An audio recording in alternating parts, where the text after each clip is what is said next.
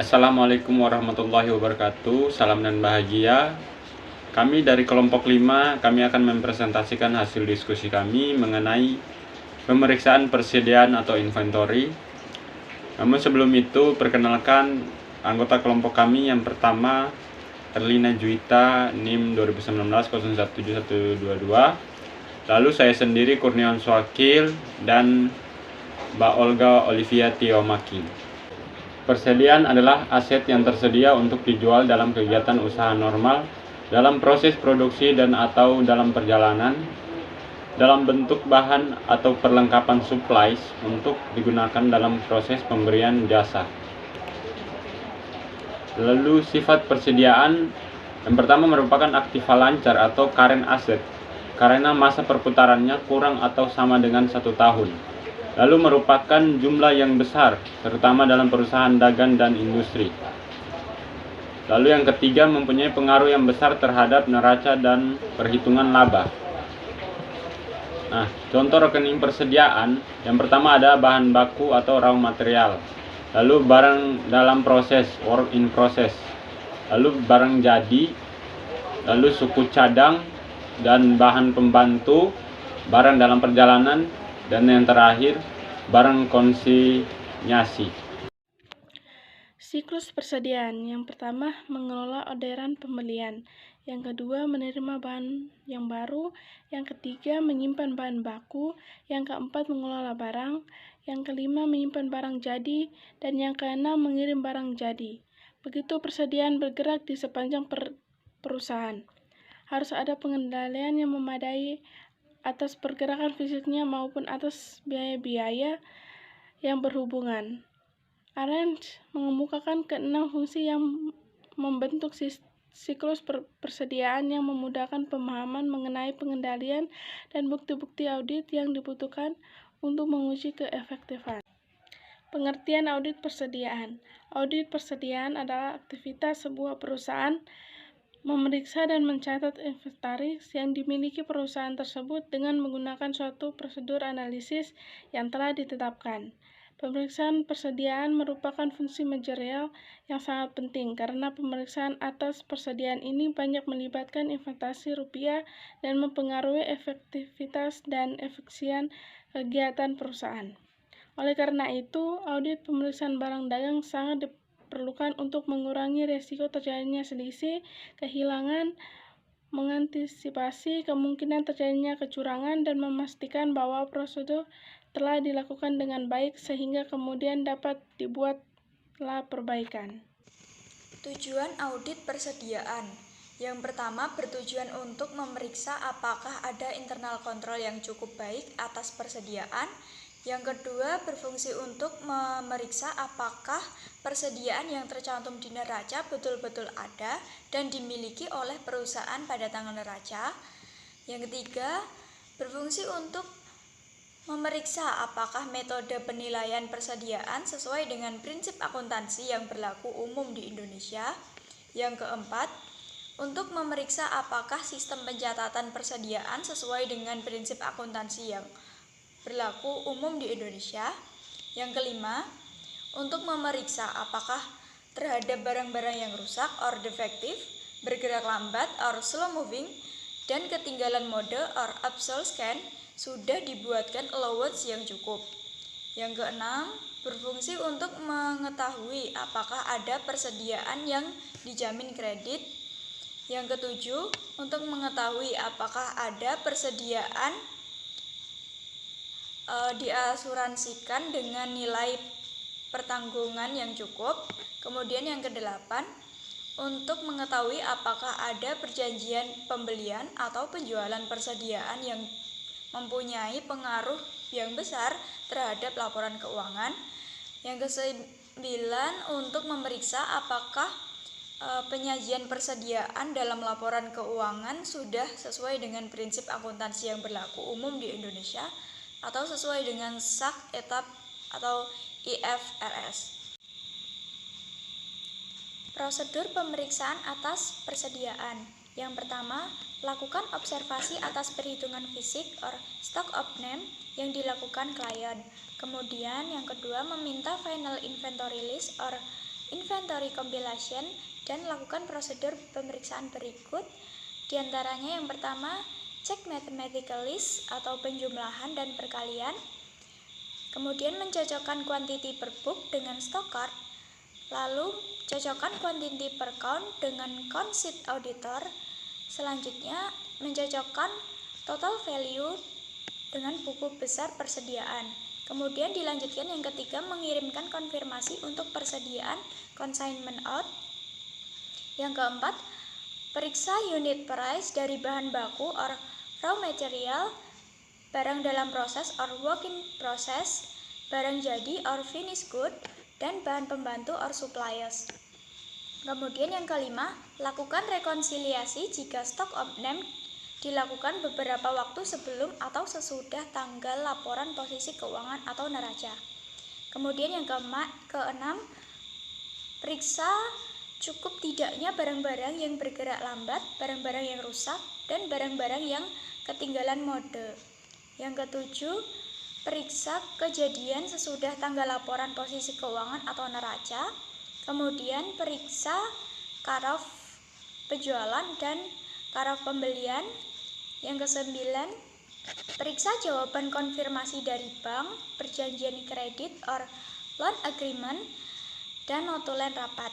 Kemudian periksa apakah ada sales or purchase commitment per tanggal laporan keuangan atau neraca. Kemudian yang ke-11, seandainya ada barang dalam perjalanan atau good in transit, lakukan prosedur berikut. Yang pertama, meminta rincian good in transit per tanggal laporan posisi keuangan. Dilanjutkan periksa mathematical accuracy atau ketepatan perhitungan. Kemudian periksa subsequent clearance. Kemudian dilanjutkan yang ke-12, yaitu membuat kesimpulan dari hasil pemeriksaan persediaan dan membuat usulan adjustment jika perlu. Kemudian yang terakhir yaitu periksa apakah perjanjian persediaan di laporan keuangan sudah sesuai dengan standar akuntansi yang berlaku umum di Indonesia, yaitu SAK, ETAP, atau IFRS. Tantangan dalam audit persediaan barang. Audit atas persediaan seringkali merupakan bagian audit yang rumit dan memakan banyak waktu karena yang pertama, pada umumnya persediaan merupakan jenis perkiraan yang besar di dalam neraca dan seringkali merupakan unsur terbesar dari keseluruhan modal kerja or working capital account. Yang kedua, persediaan berada pada lokasi yang berbeda yang menyulitkan pengendalian secara fisik serta perhitungannya. Yang ketiga, keanekaragaman jenis persediaan menyebabkan berbagai kesulitan bagi auditor. Yang keempat, penilaian atas persediaan juga selalu menyulitkan karena adanya faktor keuangan dan kebutuhan untuk mengalokasikan biaya-biaya ke dalam persediaan.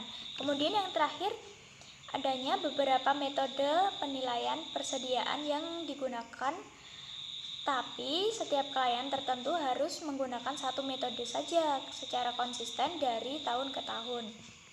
Tips agar proses audit persediaan berjalan dengan baik. Berikut ciri-ciri internal kontrol yang baik. Yang pertama, adanya pemisahan tugas dan tanggung jawab antara bagian pembelian, penerimaan barang, gudang akuntansi, dan keuangan.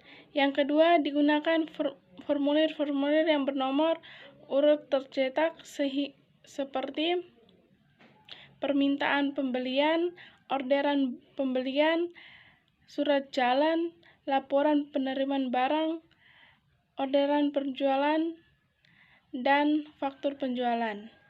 Yang ketiga, adanya sistem otorisasi baik untuk pembelian, penjualan, penerimaan kas atau bank, maupun pengeluaran kas atau bank. Yang keempat, digunakan anggaran untuk pembelian, produksi, penjualan, dan penerimaan, serta pengeluaran kas. Tujuan pemeriksaan persediaan dan asersinya. Tujuan pemeriksaan persediaan dan asersinya tentunya akuntan publik harus memeriksa dengan melakukan pengujian, analisis review, dan completion test, dan bahkan Substansi teks. Ketika pengendalian internal perusahaan berjalan baik, maka auditor dapat mempersempit ruang lingkup pemeriksaan. Tujuan pemeriksaan persediaan adalah menilai pengendalian intern yang diterapkan di perusahaan dan kecukupan nilai cadangan kerugian atas barang yang rusak dan barang bergerak lambat, bahkan ketinggalan model serta pencatatan transaksi yang telah dilakukan perusahaan. Tujuan pemeriksaan persediaan dan penggunaan aksesi manajemen yaitu penilaian kelengkapan, kejadian, akurasi, dan waktu. Aksesi manajemen sebagai representasi perusahaan dalam pencatatan transaksi akuntansi untuk pembuatan laporan posisi keuangan. Kasus audit persediaan dan penyelesaian. Kasus audit persediaan dan penyelesaiannya yang bergantung metode FIFO dan naufrage yang digunakan oleh perusahaan. Persediaan adalah aset yang siap untuk dijual, aset yang dalam produksi bahan baku yang digunakan dalam proses produksi yang menghasilkan pendapatan bagi perusahaan. Kasus audit persediaan dan penyelesaiannya mengharuskan akuntan publik memisahkan barang konsinyasi dan bahan baku yang dengan petunjuk dari manajemen perusahaan. Pemisahan tugas antara bagian pembelian, penerimaan barang, gudang, dan pembayaran pemesanan menjadi kunci utama pengendalian internal perusahaan. Kertas kerja pemeriksaan persediaan barang dagang.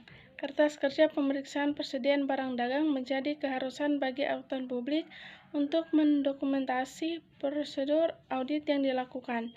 Contoh audit program persediaan adalah melakukan stok opname dan atas inventor yang dimiliki perusahaan. Kertas kerja pemeriksaan persediaan barang dagang memungkinkan seorang auditor mendapatkan tambahan bukti audit, pemeriksaan, dan keakuratan perhitungan menjadi kunci untuk menentukan nilai akhir persediaan barang dagang. PT Bogasari yang melaporkan nilai persediaan barang dagang sebesar 227.783.000 dalam laporan posisi keuangan. Nilai akhir persediaan berdasarkan metode FIFO yaitu sebagai berikut. Pada tabel ini terdapat 4 kolom yaitu kode barang, kuantitas, harga, dan jumlah. Pada baris pertama, misalnya perhitungan 18.290.000 itu didapat dari kuantitas dikalikan dengan harga, yaitu 295 dikalikan dengan 62.000. Begitu juga untuk baris-baris selanjutnya.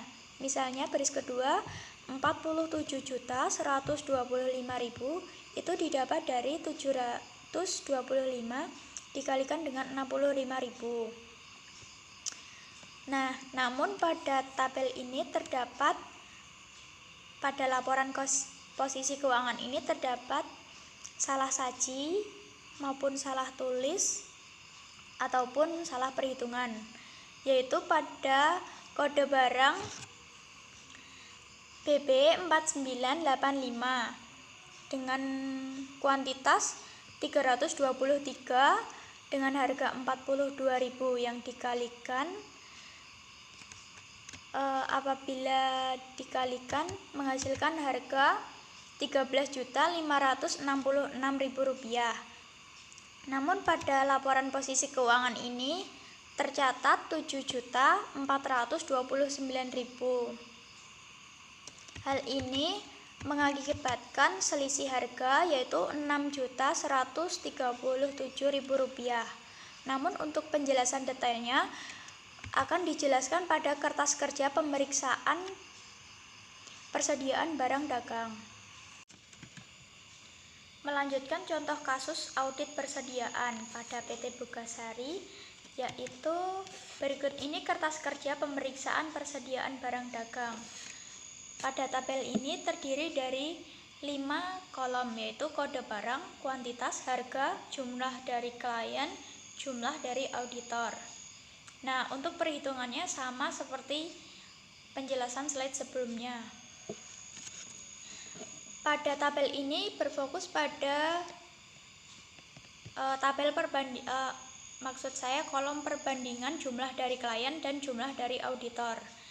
Yang mana pada baris kelima dengan kode barang BB4985 dengan kuantitas 323 dengan harga 42.000, yang mana terdapat kesalahan perhitungan dari jumlah dari klien yaitu 7.429.000,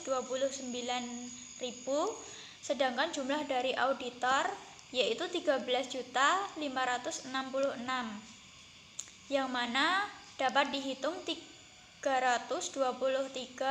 dikalikan dengan 42.000, sehingga jumlah dari klien berikut terdapat jumlah yaitu 227.783.000, sedangkan jumlah dari auditor 233.920, sehingga terjadi selisih yaitu 6.137.000. Maka terdapat selisih antara jumlah klien dan jumlah auditor sebesar 6.137.000, dan jumlah tersebut akan menambah beban pokok pembelian sehingga akuntan publik menyarankan membuat audit adjustment atau penyesuaian audit sebagai berikut. Nah, kita bisa lihat pada tanggal 31 Desember 2020 persediaan barang pada debit 6.137.000. Lalu harga pokok pembelian kredit 6.130.000. Nah, seperti itu saja presentasi dari kelompok kami. Jika ada kesalahan dalam penyampaian maupun kesalahan lain-lain, kami mohon maaf yang sebesar-besarnya. Wassalamualaikum warahmatullahi wabarakatuh. Salam dan bahagia.